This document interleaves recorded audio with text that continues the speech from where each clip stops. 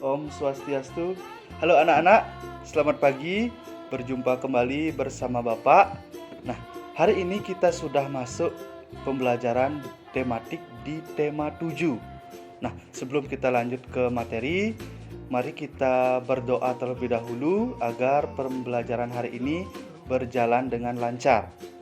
Berdoa Bapak pimpin langsung, berdoa dipersilahkan. Berdoa selesai. Nah, hari ini kita belajar tematik pada tema 7, subtema 1, pembelajaran 1 dan pembelajaran 2. Nah, adapun tujuan pembelajaran kita pada hari ini.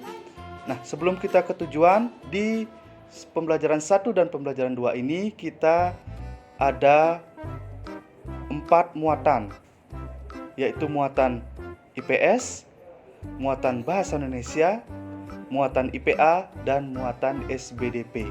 Nah, langsung kita kepada tujuan. Tujuan pembelajaran kita yang pertama yaitu pada muatan IPS.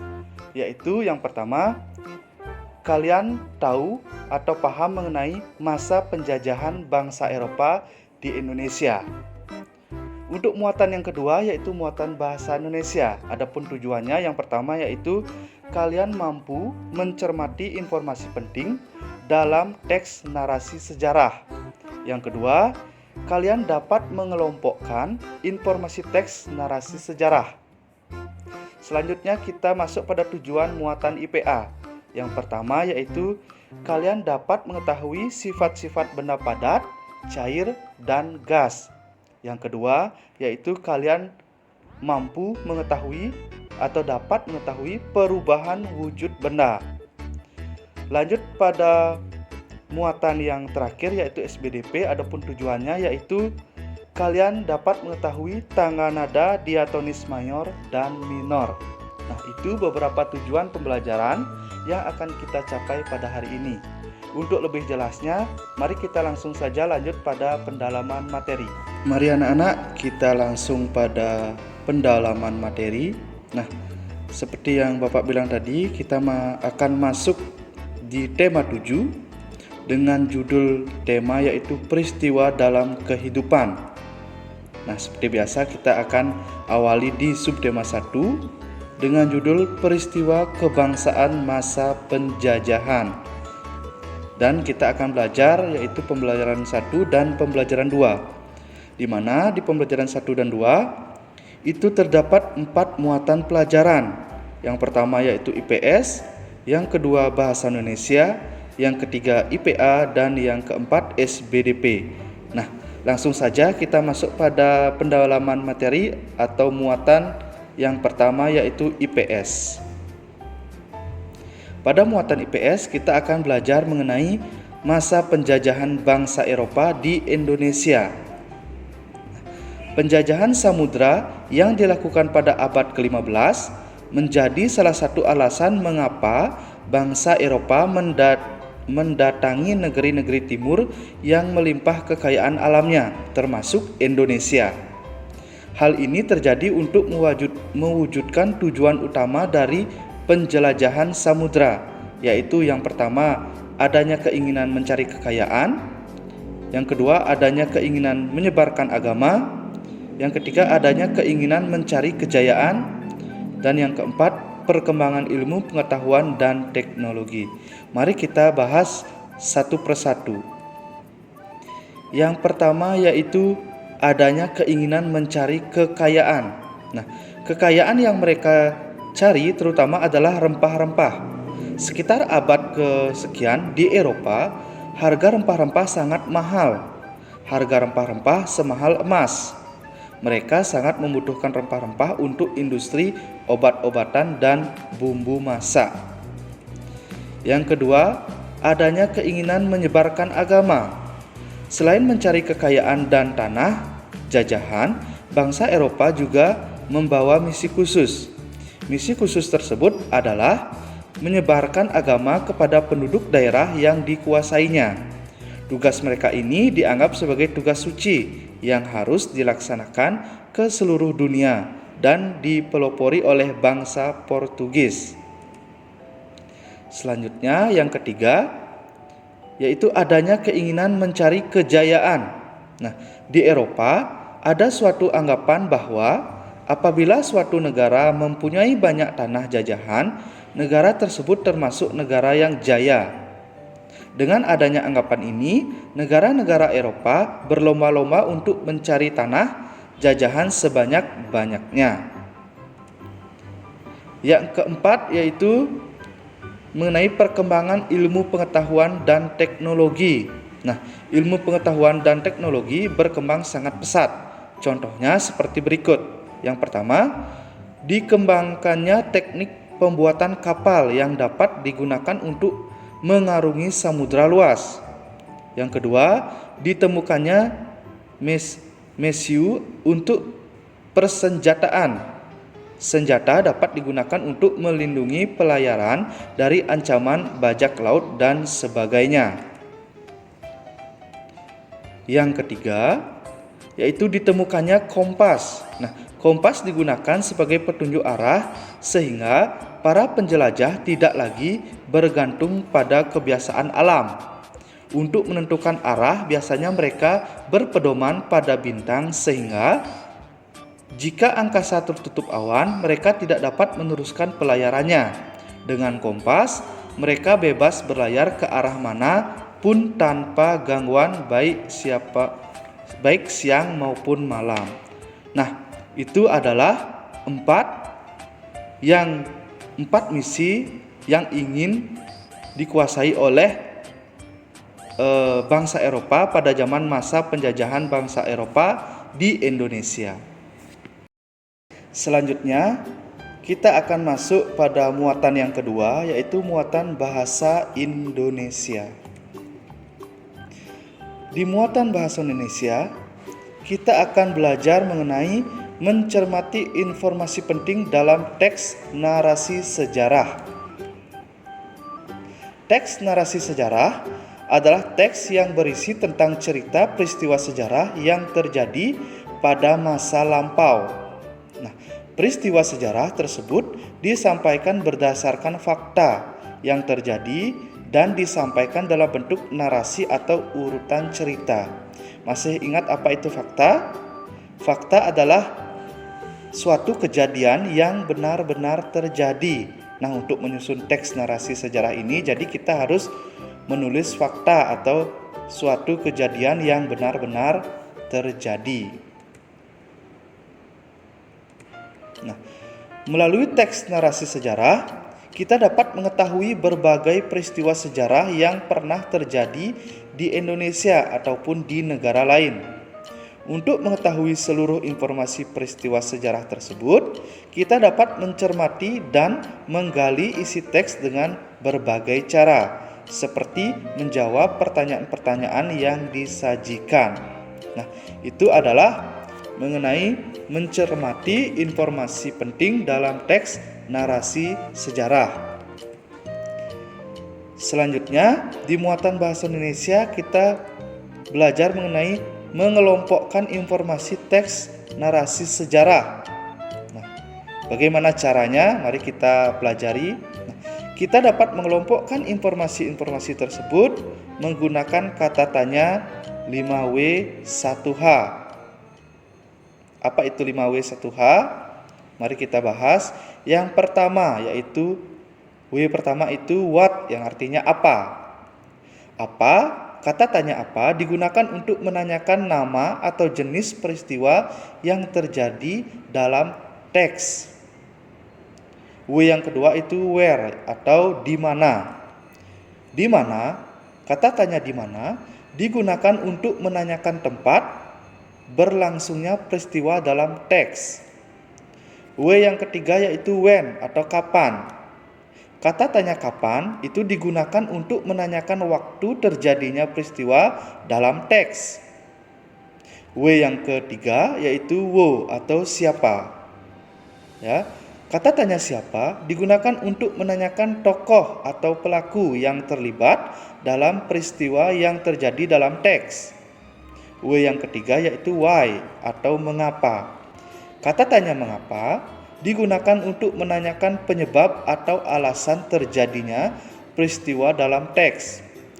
Dan satu H itu adalah how atau bagaimana. Kata tanya bagaimana digunakan untuk menanyakan cara atau keadaan saat terjadinya peristiwa dalam teks. Nah, membuat pertanyaan ini adalah salah satu cara untuk mengelompokkan informasi teks narasi sejarah dengan cara membuat pertanyaan menggunakan kata tanya, apa, di mana, kapan, siapa, mengapa, dan bagaimana. Selanjutnya, kita akan masuk pada muatan yang ketiga, yaitu muatan IPA. Pada muatan IPA, kita akan belajar mengenai sifat-sifat benda padat, cair, dan gas. Perhatikan sifat-sifat dari ketiga wujud benda berikut ini. Wujud benda yaitu padat, cair, dan gas. Ciri-cirinya untuk wujud benda padat yaitu memiliki bentuk dan volume yang tetap dan tidak mengikuti bentuk dan wadahnya. Zat penyusunnya yaitu sangat rapat. Gaya tarik zat penyusunnya sangat kuat. Contohnya pensil, penggaris, penghapus, kerikil, meja, dan benda padat lainnya. Wujud benda cair, ciri-cirinya yaitu memiliki bentuk yang berubah-ubah sesuai bentuk wadahnya. Yang kedua, mengalir dari tempat tinggi ke tempat rendah. Yang ketiga, menekan ke segala arah. Selanjutnya yang keempat, dapat meresap melalui celah-celah kecil. Contohnya seperti air, sirup, susu, minyak, dan benda cair lainnya. Wujud benda yang ketiga yaitu benda gas dengan ciri-ciri yang pertama memiliki bentuk yang tidak tetap. Yang kedua, mengisi seluruh ruang yang ditempati. Yang ketiga, menekan ke segala arah. Yang keempat, bentuk sesuai wadah. Yang kelima, zat penyusunnya sangat berjauhan. Contohnya seperti oksigen, uap air, minyak masakan, dan pewangi contohnya. Bapak akan tunjukkan. Nah, gelas ini adalah benda padat. Air di dalamnya adalah benda cair. Jadi, sifat benda cair itu mengikuti bentuk wadah yang ditempatinya. Jadi, air itu juga bisa berbentuk gelas karena dia di dalam gelas mengikuti bentuk dari wadahnya yaitu gelas. Selanjutnya, kita akan belajar mengenai perubahan wujud benda. Terdapat beberapa peristiwa perubahan wujud benda. Perhatikan penjelasan berikut ini. Nah, yang pertama yaitu membeku. Membeku adalah perubahan wujud benda cair menjadi padat. Contohnya yaitu es batu. Contoh yang kedua yaitu mencair. Mencair itu kebalikan dari membeku, yaitu perubahan wujud benda padat menjadi cair. Yang contohnya es krim yang meleleh. Yang ketiga yaitu menguap. Nah, menguap itu adalah perubahan wujud benda dari cair menjadi gas. Contohnya yaitu air mendidih. Nah, ini adalah 3 contoh perubahan wujud benda, yaitu membeku, mencair, dan menguap. Baik anak-anak, selanjutnya kita akan masuk pada muatan yang keempat, yaitu muatan SBDP. Pada muatan SBDP kita akan belajar mengenai tangga nada diatonis mayor dan minor.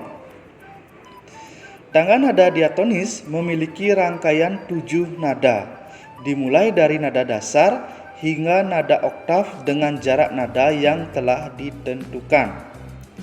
Tangga nada diatonis terbagi menjadi 2, yaitu tangga nada diatonis mayor dan tangga nada diatonis minor. Kedua tangga nada tersebut dibedakan berdasarkan jarak nada atau yang disebut dengan interval. Mari kita lihat jarak nada dari kedua nada diatonis ini. Yang pertama yaitu tangga nada diatonis mayor. Tangan nada diatonis mayor memiliki jarak yaitu 1, 1, setengah, 1, 1, 1, setengah. Nah, bisa kalian perhatikan pada gambar di samping. Tangan nada mayor ini yaitu Do sama dengan C. Itu adalah tangan nada diatonis mayor. Yang kedua yaitu tangan nada diatonis minor. Tangan nada diatonis minor ini memiliki jarak yaitu 1, setengah, 1, 1, setengah, 1, 1. Bisa diperhatikan pada gambar di samping.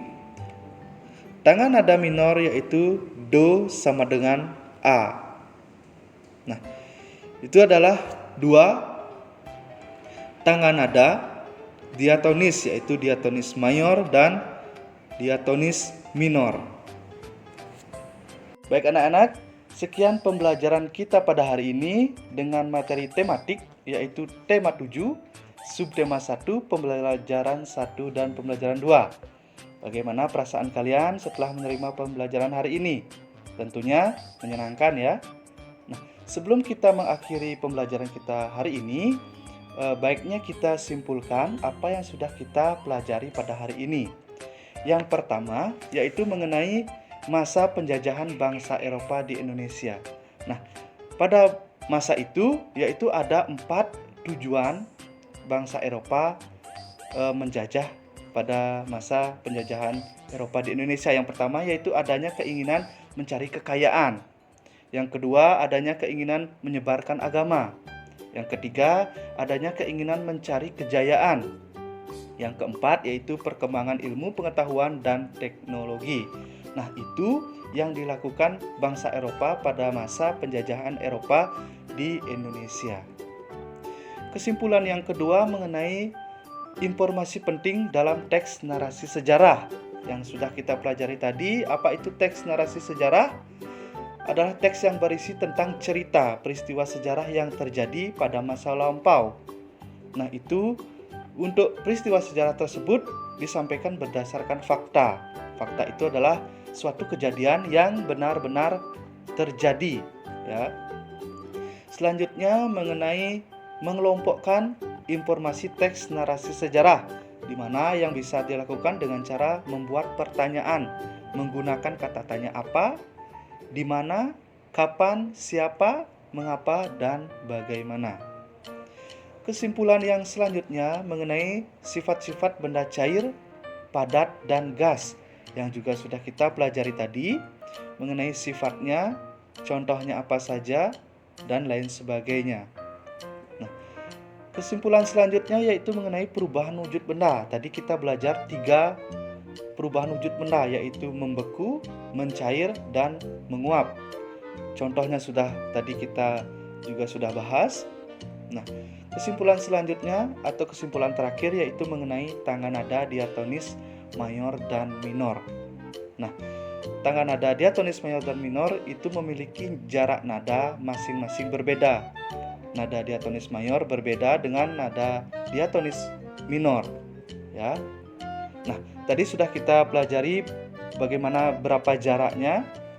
Nah, sekian kesimpulan yang dapat kita ambil di pembelajaran kali ini. Semoga pembelajaran kali ini bermanfaat bagi kita semua. Bapak akhiri pembelajaran ini dengan Parama Santi. Om Santi Santi Santi Om.